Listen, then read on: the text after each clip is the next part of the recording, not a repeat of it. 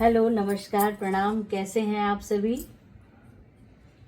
उम्मीद है पढ़ाई लिखाई आप लोग की अच्छी चल रही होगी। तो आइए देखते हैं अगला क्वेश्चन।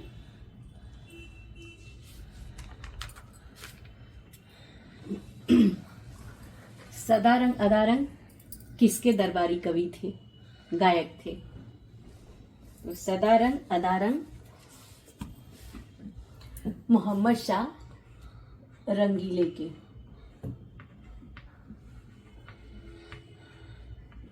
मोहम्मद शाह रंगीले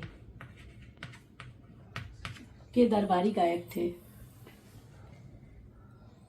सारंगी किस वर्ग का वाद्य है?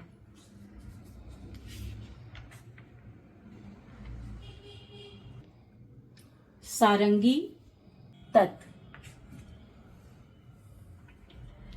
राग मधुवंती में ऋषभ और धैवत कोमल करने पर किस राग की उत्पत्ति होती है?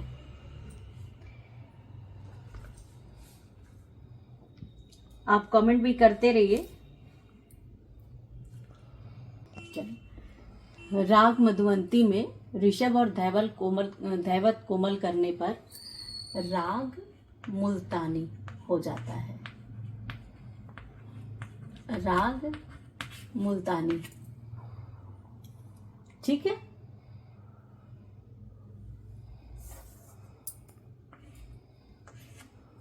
नाद की तारता किस पर निर्भर करती है? नाद की तारता आवृत्ति पर निर्भर करती है।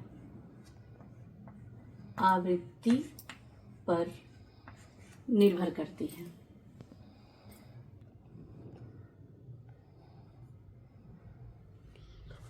नी स्वर की कितनी श्रुतियां होती हैं?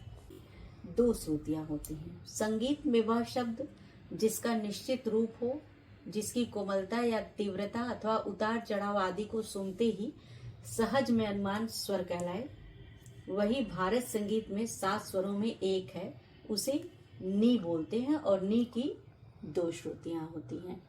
आइए देखते हैं दूसरा क्वेश्चन। किस पद्धति में षडांग प्रयुक्त होता है? दक्षिणी पद्धति में। किस पद्धति में षडांग प्रयुक्त होता है? तो दक्षिणी पद्धति में षडांग प्रयुक्त होता है। अब आइए, मतंग ने कितने प्रबंध माने हैं? मतंग ने 69 प्रबंध माने हैं।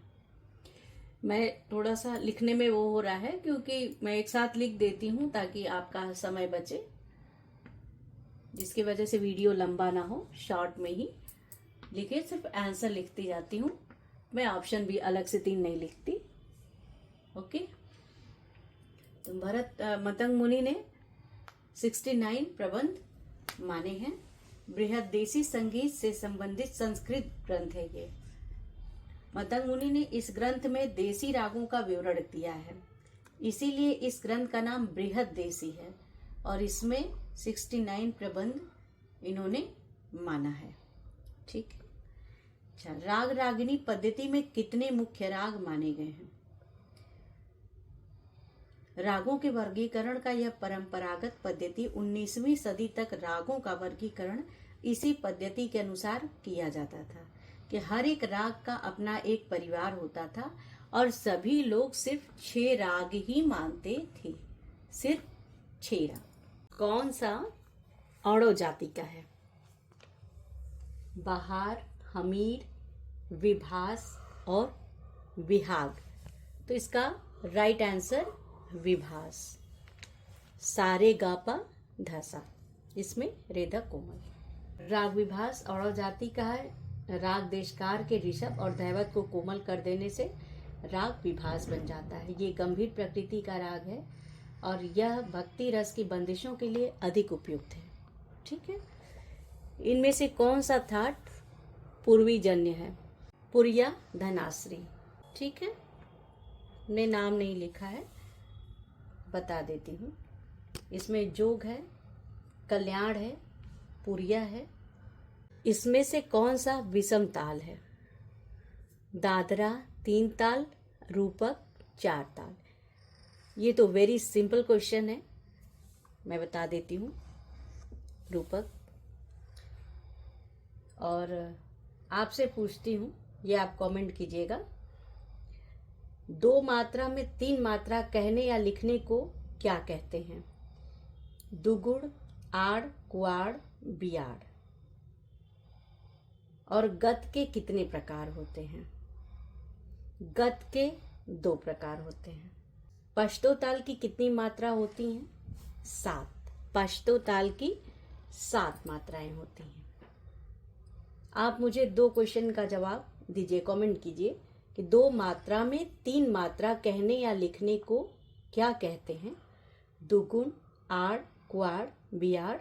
और एक दिल्ली बाज क्या कहलाता है? लौ का बाज, किनार का बाज, स्याही का बाज, थाप का बाज। ठीक, ओके, थैंक यू, फिर मिलते हैं।